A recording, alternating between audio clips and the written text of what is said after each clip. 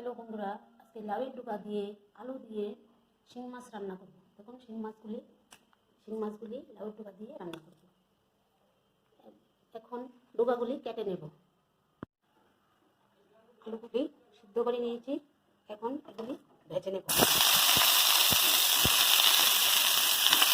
দিয়ে দেবো একটু হলুদ করে, স্বাদ মতো লবণ। এগুলি ভাজা হলো, তুলে নেব।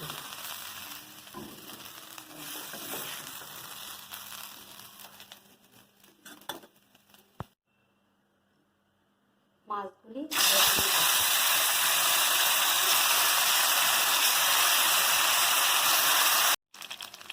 মাছ ভাজা হলো, এখন তুলে নেব। নিয়ে নেব মশলা, জিরের গুঁড়ো, লঙ্কা গুঁড়ো, কাঁচা লঙ্কা দিয়ে দেবো। ফোড়ন, মশলাটা দিয়ে দেবো।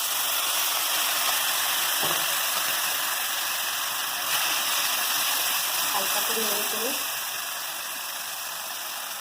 হলুদ দিয়ে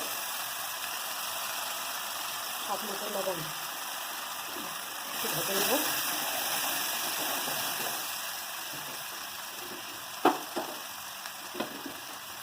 মাছগুলো দিয়ে দেবো, সবজিগুলো দিয়ে দেবো।